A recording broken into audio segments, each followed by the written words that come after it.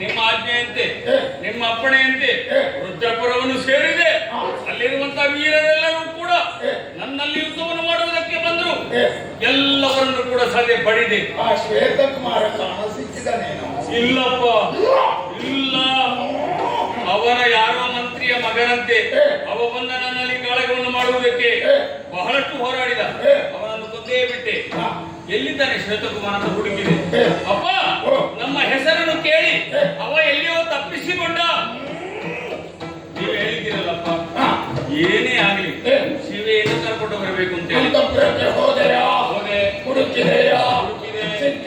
ಸಿಕ್ಕಿದಳಪ್ಪ. ಹೋಲಿಕರ ತಂದಿದ್ದೇನೆ ಅಪ್ಪ. ಓ ಅಪ್ಪ, ಅಪ್ಪ ಅಪ್ಪನಿಗೆ ಗಂಟು ತಂದಿದ್ಯಾ? ಗಂಟಲ್ಲಪ್ಪ, ಚಂದಪ್ಪ ಅವಳು. ಏನು ಚಂದಪ್ಪ? ಅಪ್ಪ ಚಂದಪ್ಪ ಅವಳು. ಹೌದು. ನಾನು ಅಲ್ಲಪ್ಪ, ನೀವು ಹೇಳಿದ್ರೆ ನಾನು ಮಕ್ಕಳಿಗೆ ಎಲ್ಲಿರ್ಬೇಕು ಅಲ್ಲೇ ಇರು. ಆಯ್ತಪ್ಪ. ಅಪ್ಪ ನನಗೆ ಯಾವಾಗಪ್ಪ ಎಂತ ದೊಡ್ಡ ಅಲ್ಲ ಗೊತ್ತಿಲ್ಲಪ್ಪ. ಮಾಡಿಸ್ತೇನೆ. ಕಾಲ ಕೂಡಿ ಬರ್ತೇನೆ. ಕಾಲ ಬಂದಾಗ ಎಲ್ಲ ನಾನು ಬರಲ್ಲ. ಆಯ್ತು.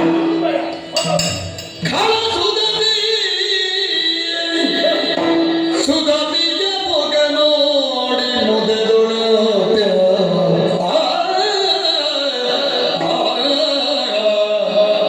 ಮಂದಗ ಮನೆ ಕೀಳು ನಿನಗಾನಂದದ ಜೀವನಗಳು.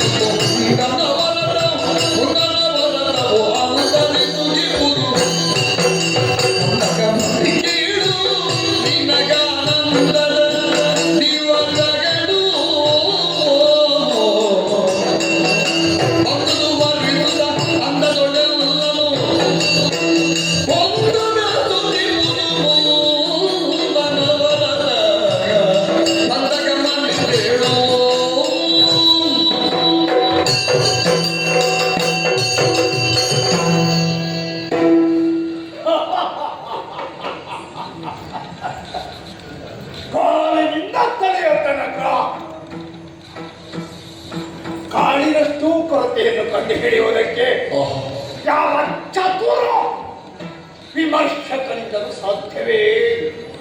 ಓ ಸೌಂದರ್ಯದ ನೀತಿ, ರೂಪದ ಗಣಿ, ಮಂದವಾದ ಹೆಜ್ಜೆ ನಿಡುತ್ತಾ ಮುಂದೆ ಮುಂದೆ ಹೋಗುತ್ತಿರುವಾಗ ಅನ್ನಿಸ್ತಾ ಇದೆ. ಶಿವೇ ಶಿವ, ಯಾಕೆನೆಲ್ಲ ನೋಡ್ತಾ ಇದ್ದೆ? ನಮ್ಮ ಮಾತನ್ನು ಕಿವಿಗೊಟ್ಟು ಕೇಳು. ಈ ಲೋಕದಲ್ಲಿ ಜನ್ಮ ಪಡೆದ ಮೇಲೆ ಸುಖ ಪಡಿಬೇಕು ಎನ್ನುವಂತಹ ಆಸೆ ಮೀರಿಸಿಕೊಳ್ಳುವುದು ಸಹಜ.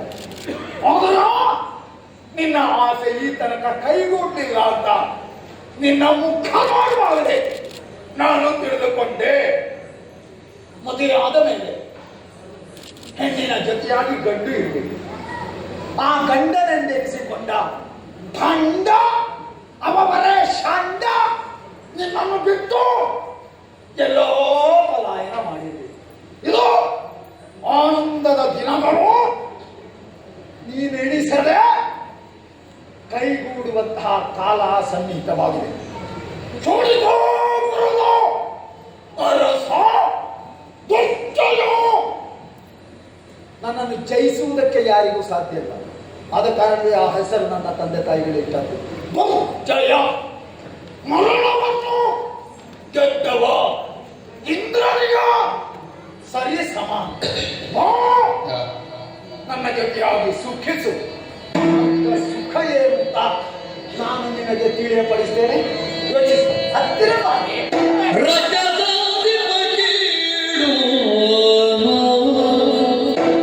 ಸೊಕ್ಕಿನ ನುಡಿಗಳ ಒಕ್ಕಣಿಸದಿರು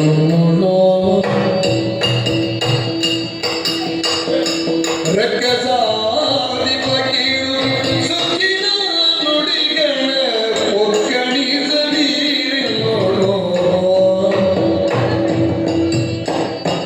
ಸಿಕ್ಕುವಳಲ್ಲ ಠಕ್ಕಿನ ಬಲಿಯುಳು ಸಿಕ್ಕುವಳಲ್ಲ ಠಕ್ಕಿನ ಬಲಿಯುಳು ಬಿಸಿ ಮಾತಾಡದಿರು ಆಡದಿರು ರಕ್ಕಸಾದಿ ಬಕೀಳು ಸೊಕ್ಕಿನ ನುಡಿಗಳ ಒಕ್ಕಣಿಸದಿರು ನೋಡು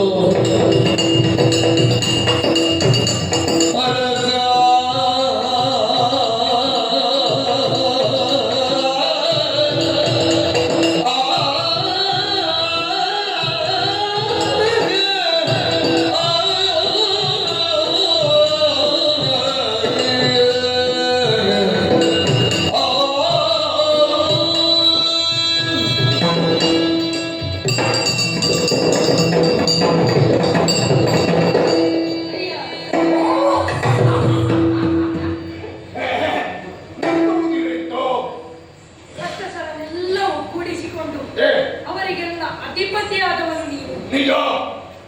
ತ್ರೈಲೋಕದಲ್ಲೂ ನಿನ್ನನ್ನ ಗೆಲ್ಲುವವರು ಯಾರೂ ಇಲ್ಲ. ಸಾಧಕರಿಂದಲೂ ಸಾಧಿಸಲಾಗದ ಸಾಧಕ ನೀನು ಎಂಬುದಾಗಿ ತಿಳಿದುಕೊಂಡಿದ್ದೇನೆ.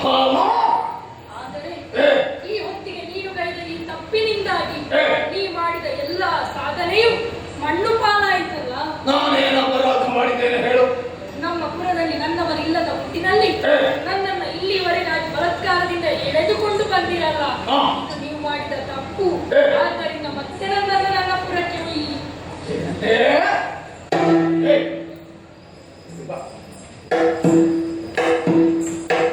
ಹೆಣ್ಣು ಮನಸ್ಸೆಟ್ಟು ಗಂಡನ್ನು ಕೂಡಿದತ್ತು ಅಂತಾದರೆ ಅದು ನೀರಿನಲ್ಲಿ ಕಲ್ಲು ಎತ್ತಿದ ಹಾಗೆ.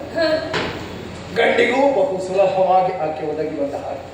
ಅದಲ್ಲ ಬಲಾತ್ಕಾರದಿಂದ ಹೆಣ್ಣನ್ನು ಗಂಡು ಕೂಡುವುದಂದ್ರೆ ಭೂಮಿಯ ಮೇಲೆ ಭಾರವಾದ ಕಲ್ಲನ್ನು ಎತ್ತಿದ. ಇಷ್ಟನ್ನ ತಿಳಿದು ಕೂಡ ಬಯಸುತ್ತಿದ್ದೀಯಲ್ಲ. ಇದೋ ನಿನ್ನ ಗಂಡ ಅಶ್ವೇತ ಕುಮಾರ ಊರಲ್ಲಿದ್ದಾನೋ?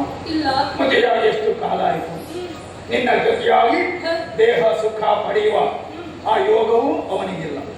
ಇದೋ ನಾನಿದ್ದೇನೆ, ನಿರ್ವೀರ್ಯನಾದ ನಿಸ್ತೇಜನಾದ ಆ ಶ್ವೇತಕುಮಾರನನ್ನು ಮರೆತು ಬಿಡು. ಸಿಂಹಂತೆ ಮೆರೆಯುತ್ತಿರುವಂತಹ ದುರ್ಜಯನ ಜೊತೆಯಾಗಿದ್ದೆ ಅಂತಾದರೆ ಈಗ 1 ವರ್ಷದಲ್ಲಿ ನೀನು 10 ಮಕ್ಕಳ ತಾಯಿ ಹಬ್ಬ ಅಯ್ಯ, ಮನಸ್ಸಿಗೆ ಬಂದಂತೆ ನುಡಿಯುತ್ತಿದ್ದೀಯಲ್ಲ. ನಾನು ಪರಸ್ತ್ರೀ ಇದ್ದೇನೆ. ಈಗಾಗಲೇ ನನಗೆ ಮದುವೆಯಾಗಿದೆ. ಲೋಕದಲ್ಲಿ ಮಾತೊಂದುಂಟು. ಈ ಹಿಂದೆ ಸೀತೆಯನ್ನು ಅಪಹರಣ ಮಾಡಿದ ರಾವಣ ಬದುಕಿದ್ದಾನೆ ಹೇಳು? ಇಲ್ಲ. ಆ ದ್ರೌಪದಿಯ ಸೀರೆಯನ್ನು ಎಳೆದಂತ ದುಶ್ಯಾಸನ ಗತಿಯೇನಾಯಿತು? ಪರಸ್ತ್ರೀಯ ಮನವಿಟ್ಟವರು ಇಲ್ಲಿಯವರೆಗೆ ಬದುಕಿದ್ದಿಲ್ಲ. ಆದ್ದರಿಂದ ನನ್ನನ್ನು ಮುಟ್ಟಿದೆ ಅಂತಾದರೆ ನನ್ನವರು ಬಂದು ನಿನ್ನ ಶಿರವನ್ನ ಕಡಿದರು. ಎಚ್ಚರ.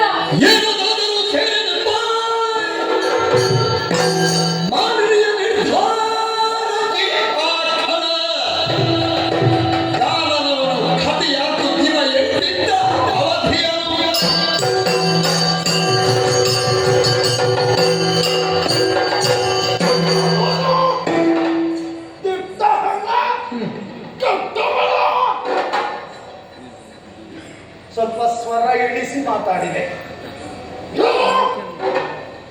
ನನ್ನ ದೌರ್ಬಲ್ಯ ಅಂತ ತಿಳ್ಕೊಂಡ್ಯಾ? ಮನಸ್ಸು ಮಾಡಿದ್ರೆ ಇಷ್ಟವನ್ನಂತ ನಿನ್ನ ದೇಹ ಸುಖವನ್ನು ನಾನು ಪಡೆಯಬಲ್ಲೆ. ಹಾಗನ್ನು ನೀನು ಮನಸ್ಸಿಟ್ಟು ನನ್ನ ಬಳಿಗೆ ಬರಬೇಕು ಎನ್ನುವ ಕಾರಣಕ್ಕಾಗಿ ನಿಧಾನವಾಗಿ ಮಾತನಾಡಿದೆ. ನಿಮ್ಮ ಕನಸಿನ ಯೋಚನೆ. ಇದು ಎಚ್ಚರಿಕೆಯ ಮಾತುಗಳಿವೆ. ಹಾ. ಕರದಲ್ಲಿ ಬಾರದಿದ್ದರೆ ಕೈಯದೇನು ಗೊತ್ತಾ? ಹರಿತವಾದ ಖಡ್ಗ.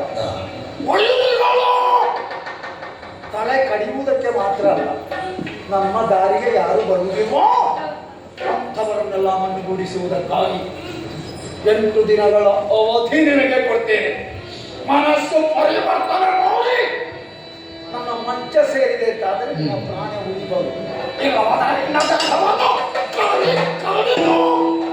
ಪಾಕಶಾಲೆಗೆ ಕಳಿಸಿ.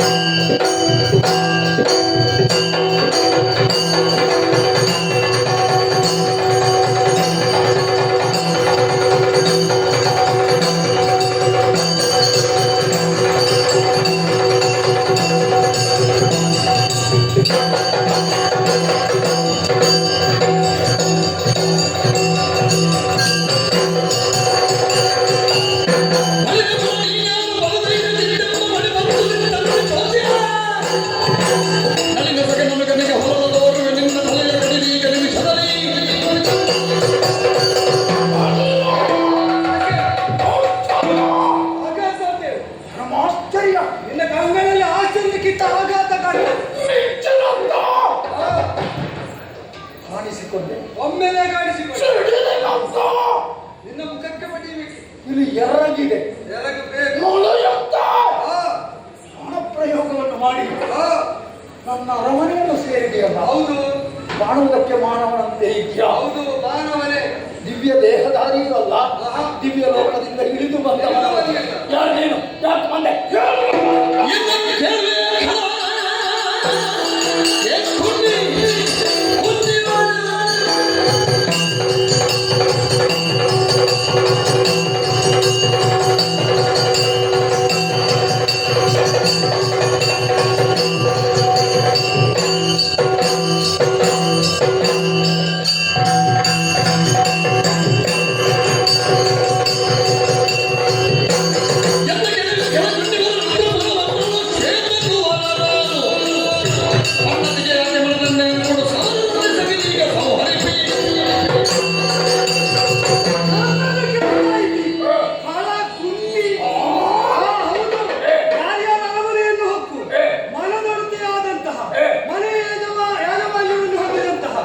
ಧರ್ಮಪತಿಯನ್ನು ಅಪಹರಿಸಿ ತರುವಾಗ ಯಾರದ್ದು ಏನು ಅಂತಿಲ್ಲ. ಬಂದವರನ್ನು ನೀನೆಲ್ಲ ಪ್ರಶ್ನಿಸಿ ಕುಲಗೋತ್ರ ಪ್ರವರಾದಿಗಳನ್ನಲ್ಲೋ ರುದ್ರಪುರದ ಅಧಿಪತಿಯಾದ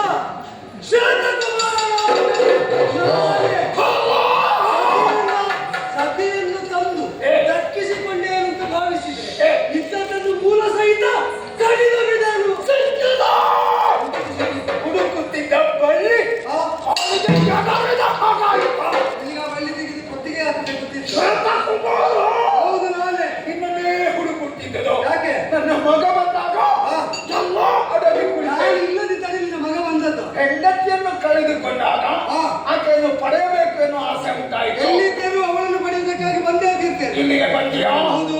ಎಲ್ಲೋ ಹೋಗಿ ಮತ್ತೆ ಅವಳ ಹೆಣ್ಣಿನ ಜೊತೆ ಇದ್ದುಕೊಂಡು ಈಕೆಯನ್ನು ಮರೆತಿದ್ದಿ ಎನ್ನುವುದು ಗೊತ್ತಾಯಿತು. ಅರಸನಾದವನು ಉತ್ಕೃಷ್ಟ ಕರ್ಮವನ್ನು ಆಚರಿಸುವುದು ಮಾತ್ರ ಅಲ್ಲ, ಅತ್ಯುತ್ಕೃಷ್ಟ ಭೋಗಗಳನ್ನು ಹೊಂದುವುದು. ರಾಜನ್ಯ ಕುಲ ಜನಾದವರಿಗೆ ಅದು ಸ್ವಧರ್ಮವೇ ಹೌದು. ಇಂತಿಷ್ಟೇ ಇರಬೇಕು ಅಂತಿಲ್ಲ, ಇಲ್ಲೆಲ್ಲೇ ಇರಬೇಕು ಅಂತಲೂ ಇಲ್ಲ. ಅದು ನಮ್ಮ ಯೋಗ್ಯತೆಯ ನಾಡನ್ನು ಆಳಬೇಕಾದವ, ಪ್ರಜೆಗಳನ್ನು ಪಾಲಿಸಬೇಕಾದವ, ಊರು ಬಿಟ್ಟು ಕಂಡ ಕಡೆ ತಿರುಗಾಡ್ತಾ ಇದ್ದೇವೆ ನಾವು. ಒಂದು ಊರುಂಟಲ್ಲ, ಹೌದಾ?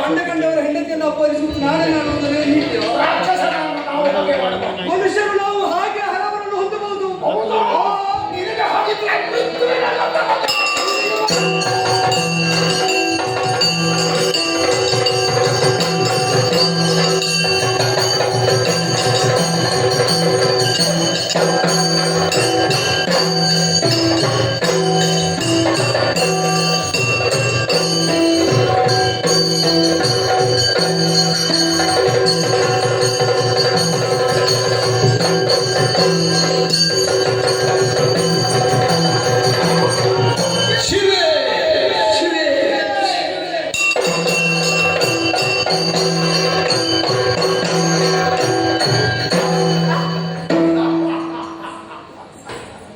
ಮನುಷ್ಯರ ರಕ್ತ ಎಷ್ಟು ರುಚಿ ನೋಡಿ. ಆ, ಉಪ್ಪು ಹುಳಿ ಖಾರ ಹ? ಎಲ್ಲ ಉಂಟು. ಅದರಲ್ಲಿ ಸ್ವಲ್ಪ ಹುಳಿ ಹೆಚ್ಚು. ಆ,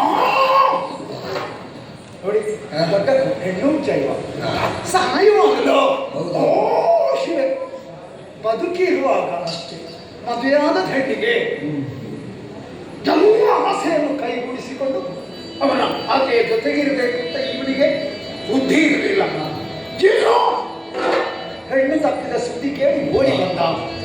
ಪ್ರಾಣ ಬಿಡುವ ಹೊತ್ತಿನಲ್ಲಿ ಹಾಗೆ ಒಬ್ಬಿಡ್ತಾ ಇದ್ದಾನೆ. ಆ! ಹೋಯ್ತು. ಸರಿ ಇವನ ಪ್ರಾಣ ಪಕ್ಷಿ ಹಾರಿ ಹೋಯಿತು. ಅವಳು ಇದ್ದಾಳೆ, ಈಗ ಅವಳಿಗೆ ಗಂಡ ಇಲ್ಲ. ಒಳ್ಳಿತಾಯ್ತು. ಮತ್ತು ಆಕೆ ಪ್ರಶ್ನಿಸುವುದಕ್ಕೆ ಬರುವವರು ಯಾರು ಇಲ್ಲ. ಹಾ. ನಮಗೆ ಗಂಡ ಇಲ್ಲದ್ರೂ ಆಗ್ತದೆ, 10 ಮಕ್ಕಳು ಇದ್ದವರು ಆಗ್ತದೆ. ನಮ್ಮ ಸಂತತಿ ಹೆಚ್ಚಾಗಬೇಕು, ಅದೇ ಲಕ್ಷ್ಯ ನಮಗೆ. ಹಾ. ಸರಿ ದಾರಿಗೆ ಬಾರದೇ ಇರಲಾರ.